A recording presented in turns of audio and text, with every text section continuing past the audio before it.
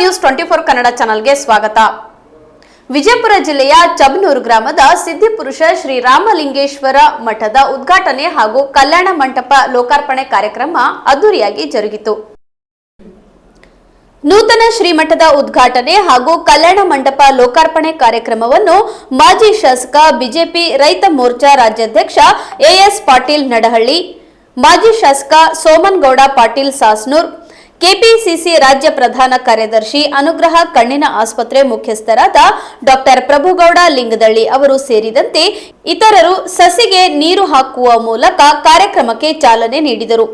ಇದೇ ಸಂದರ್ಭದಲ್ಲಿ ಚಬನೂರು ಸೇರಿದಂತೆ ಸಾಸ್ನೂರ್, ಸೋಮನಾಳ್, ಸಿಂದಗೇರಿ, ನಂದಿಹಾಳ್, ವಡವಡಗಿ ಗ್ರಾಮದ ಸಹಸ್ರಾರು ಜನರು ಭಾಗವಹಿಸಿದ್ದರು.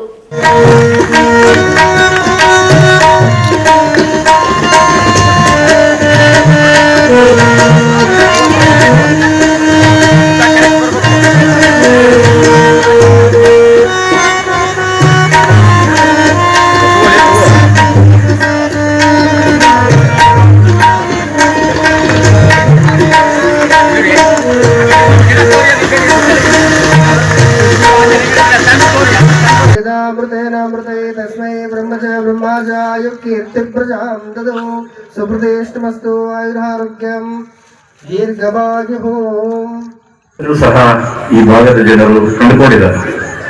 ಅಂತೆಯೇ ಅವರಿಗೆ ಕರ್ನಾಟಕ ರಾಜ್ಯ ಮಟ್ಟದ ಜ್ಯೋತಿಷ್ಯ ರತ್ನ ಪ್ರಶಸ್ತಿಯನ್ನು ಸಹ ಅವರು ಪಡೆದುಕೊಂಡಿದ್ದಾರೆ. ಅಂತಹ ಮಹಾನ್ ಪುರುಷರನ್ನ ಪಡೆದಂತ ನಮ್ಮ ಗ್ರಾಮ ಅತ್ಯಂತ ಪುಣ್ಯದ ಗ್ರಾಮ ಅಂತ ಹೇಳಿ ನಾನು ಭಾವಿಸ್ತೇನೆ. ಆದ್ರೆ ಅವರಲ್ಲಿ ಒಂದು ವಿಶಿಷ್ಟತೆ ಏನಪ್ಪಾ ಅಂತಂದ್ರೆ, ಜ್ಯೋತಿಷ್ಯದಿಂದ ಸಾಕಷ್ಟು ಆದಾಯವನ್ನ ಅವರು ಪಡಿತಾ ಇದ್ರು, ಬಟ್ ಅವರ ಕಷ್ಟವನ್ನ ಎಂದೂ ಮರಲಿಲ್ಲ. ನಾನು ಬಡವನಾಗಿದ್ದಾಗ ಎಷ್ಟು ಕಷ್ಟವನ್ನ ನಾನು ಅನುಭವಿಸಿದ್ದೇನೆ, ಆ ಕಷ್ಟ ನನ್ನವರು ಅನುಭವಿಸಬಾರದು ಅಂತ ಹೇಳಿ ವಾರಕ್ಕೆ 7 ದಿವಸ ಜ್ಯೋತಿಷ್ಯ ಹೇಳ್ಕೊಂಡು ಕೂತ್ರೆ ಅವ್ರ ಇವತ್ತಿಗೆ ಒಂದು ಹೆಲಿಕಾಪ್ಟರ್ ಏರೋಪ್ಲೇನ್ ತಗೊಂಡು ತಿರುಗಾಡ್ತಿದ್ರು ನಾವು. ಆದ್ರೆ 2 ದಿವಸ ಜ್ಯೋತಿಷ್ಯ ಹೇಳ್ತಾರೆ, 1 ದಿವಸ ಸಮಾಜ ಸೇವೆ ಮಾಡ್ತಾರೆ. ಇವತ್ತು ಇಷ್ಟೊಂದು ರಾಜಕೀಯ ಧುರೀಣರು ಬಂದಿದ್ರ ಅಥವಾ ಇಷ್ಟೊಂದು ಪರಮ ಪೂಜ್ಯರು ಅವರ ಜೊತೆಗೆ ನಿಂತು ಅವರ ಶ್ರೀಮಠದ ಕಾರ್ಯಕ್ರಮಕ್ಕೆ ಬಂದು ಕೆಲಸ ಮಾಡ್ತಾರಂತಂದ್ರೆ ಅವರ ಒಂದು ಸಂಘಟನಾ ಶಕ್ತಿಯನ್ನು ನಾವು ಇವತ್ತು ಮೆಚ್ಚಬೇಕಾಗ್ತದೆ. ಕೇವಲ ನಮ್ಮ ಭಾರತೀಯ ಜನತಾ ಪಕ್ಷದ ರಾಜ್ಯಾಧ್ಯಕ್ಷರಾದ ವಿಜೇಂದ್ರ ಅವರನ್ನ ನಿಮಂತ್ರಣ ಮಾಡ್ಲಿಕ್ಕೆ ಹೋಗ್ಬೇಕಾದ್ರೆ ನಮ್ಮ ಹಿರಿಯರಾದಂತಹ ಸೋಮನಗೌಡರನ್ನ ಮತ್ತೆ ಎಸ್ ಪಾಟೀಲ್ ನಡರ ಜೊತೆಗೆ ಸುಮಾರು ಒಂದು 30 ಪೀಠಾಧಿಪತಿಗಳನ್ನ ಕರ್ಕೊಂಡು ಹೋಗಿದ್ರು.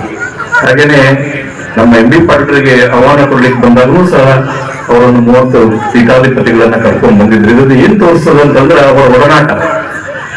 ಅವರು ಬೇರೆಲ್ಲ ಮಠಗಳಿಗೆ ತಮ್ಮ ಕಾಯ ವಾಚ ಮನಸ್ಸಿನಿಂದ ಕಾರ್ಯವನ್ನ ನಿರ್ವಹಿಸ್ತಾರೆ. ಅದಕ್ಕಾಗಿ ಬೇರೆ ಮಠದವರು ಸಹ ಅವರ ಮಠಕ್ಕೆ ನಾನು ಸಹ ಒಂದು ಏನಾದರೂ ಸಹಾಯ ಮಾಡೋಣ ಅಂತ ಹೇಳಿ ಇಷ್ಟು ಜನ ಇವತ್ತು ಈ ಕಾರ್ಯಕ್ರಮಕ್ಕೆ ಬರ್ತಾ ಇದ್ದಾರೆ. ಅದಕ್ಕೆ ಪರಮ ಪೂಜ್ಯರ ಒಂದು ಈ ಕಲ್ಯಾಣ ಮಂಟಪದ ಲೋಕಾರ್ಪಣೆ ಮತ್ತು ಇದನ್ನು ಕಟ್ಟಿದ್ದ ಸದ್ವಿಚಾರ ಏನಪ್ಪಾ ಅಂತಂದ್ರೆ, ಬಹಳಷ್ಟು ಜನ ಮೊದಲೊಂದು ಮಾತು ಹೇಳ್ತಿದ್ರು, ಮನೆ ಕಟ್ಟಿ ನೋಡು ಮದುವೆ ಮಾಡಿ ನೋಡು ಅಂತೇಳಿ. ಇವತ್ತು ಮದುವೆ ಬಹಳ ಸರಳ ಆಗಿದೆ, ಆದ್ರೆ ರೊಕ್ಕ ಬೇಕಾಗ್ತದೆ. ಬಡವರು ಮದುವೆ ಮಾಡಿದ್ರಪ್ಪ ಅಂತಂದ್ರೆ ಮತ್ತೊಂದು 10 ವರ್ಷ ಸಾಲದಲ್ಲಿ ಬದುಕಬೇಕಾಗ್ತದೆ. ಬಹಳಷ್ಟು ದೂರ ಹೋಗಿ ನಾವು ಮದುವೆ ಮಾಡಬೇಕು ಮತ್ತು ಕಲ್ಯಾಣ ಮಂಟಪದ ವ್ಯವಸ್ಥೆ ಇಲ್ಲ ಅಂತಂದ್ರೆ ಬೇರೆ ಬೇರೆ ದೊಡ್ಡ ದೊಡ್ಡ ಕಲ್ಯಾಣ ಮಂಟಪಕ್ಕೆ ಹೋಗಿ ನಾವು ಮದುವೆ ಮಾಡ್ಕೊಂಡ್ ಬರ್ಬೇಕಂದ್ರೆ ಸಾಕಷ್ಟು ಹಣವನ್ನ ನಾವು ವಿನಿಯೋಗ ಮಾಡಬೇಕಾಗ್ತದೆ. ಈ ಭಾಗದ ಶ್ರೀಮಠದ ಭಕ್ತರು ಆ ತೊಂದರೆಯನ್ನು ಒಳಗಾಗಬಾರದು ಮತ್ತು ಅವರಿಗೆ ಅಲ್ಪ ವೆಚ್ಚದಲ್ಲಿ ಅವರ ಕಲ್ಯಾಣ ಕಾರ್ಯಗಳನ್ನು ನಾವು ಮಾಡಿಕೊಡೋಣ ಒಂದು ಸದುದ್ದೇಶದಿಂದ ಇವತ್ತು ಕಲ್ಯಾಣ ಮಂಟಪವನ್ನು ನಿರ್ಮಾಣ ಮಾಡಿ ಲೋಕಾರ್ಪಣೆಯನ್ನು ಮಾಡ್ತಾ ಇದ್ದಾರೆ. ಅದಕ್ಕೆ ತಮ್ಮೆಲ್ಲರ ಜೋರಾದ ಚಪ್ಪಾಳೆಯೊಂದಿಗೆ ಪರಮ ಪೂಜ್ಯರ ಈ ಒಂದು ಕಾರ್ಯಕ್ಕೆ ನಾವೆಲ್ಲರೂ ಭಕ್ತಿಪೂರ್ವಕವಾಗಿ ನಮನಗಳನ್ನು ಸಲ್ಲಿಸ್ತಾ, ಇವತ್ತಿನ ವಿಶೇಷತೆ ಏನಪ್ಪಾ ಅಂತಂದ್ರೆ, ಬೇಕಾದ ಊರಲ್ಲಿರುವ ಜನ ಎಲ್ಲ ಹೇಳ್ತಿದ್ರು, ಇದೇನ್ರಿ ನಾ ಭೂತು ನಾವು ಭವಿಷ್ಯ ಅನ್ನುವಂತ ಒಂದು ಕಾರ್ಯಕ್ರಮವನ್ನು ಇವತ್ತು ರಾಮಲಿಂಗ ಸ್ವಾಮಿಗಳು ಮಾಡ್ತಾ ಇದ್ದಾರೆ. ಇಂತಹ ಪವಿತ್ರವಾದ ಮೆರವಣಿಗೆಯನ್ನ ಮತ್ತು ಇಂತಹ ಪವಿತ್ರವಾದ ಪ್ರವಚನವನ್ನ, ಇಂತಹ ಪವಿತ್ರವಾದ ಲೋಕಾರ್ಪಣೆ ಕಾರ್ಯಕ್ರಮವನ್ನ ನಾವು ತುಂಬಿಸ್ಕೊಳ್ತಾ ಇರೋದು ನಮ್ಮ ಪುಣ್ಯ ಅಂತ ಹೇಳಿ ಅವರೆಲ್ಲ ಹೇಳ್ತಾ ಇರೋದನ್ನ ಕೇಳಿದ್ರೆ ನಾವು ಸಹ ಪುನೀತರಾದೇವು ಅನ್ನೋ ಮಾತನ್ನ ಇವತ್ತು ಹೇಳಬೇಕಾಗ್ತದೆ. ರೈತರು ಚೆನ್ನಾಗಿದ್ರು ಅಥವಾ ರೈತರು ಸ್ಥಿತಿವಂತರಾಗಿದ್ರು ಅಂದ್ರೆ ಮಾತ್ರ ಈ ದೇಶ ಮತ್ತು ಈ ನಾಡು ಅಭಿವೃದ್ಧಿ ಹೊಂದಲಿಕ್ಕೆ ಸಾಧ್ಯ. ಭಾರತ ದೇಶದಲ್ಲಿ ಪ್ರತಿಶತ 70% ಜನ ನಾವೆಲ್ಲ ರೈತಾಪಿ ಕೆಲಸದ ಮೇಲೆ ಅವಲಂಬಿತರಾಗಿದ್ದೀವಿ.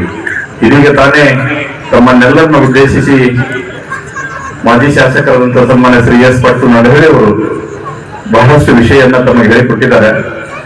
ನಾವು ಹಳಿಗಳನ್ನ ಮರಿದಂಗೆ ಹೊಸದನ್ನು ಅಳವಡಿಸಿಕೊಂಡು ಇವತ್ತು ನಾವು ಬದುಕಬೇಕಾಗ್ತದೆ.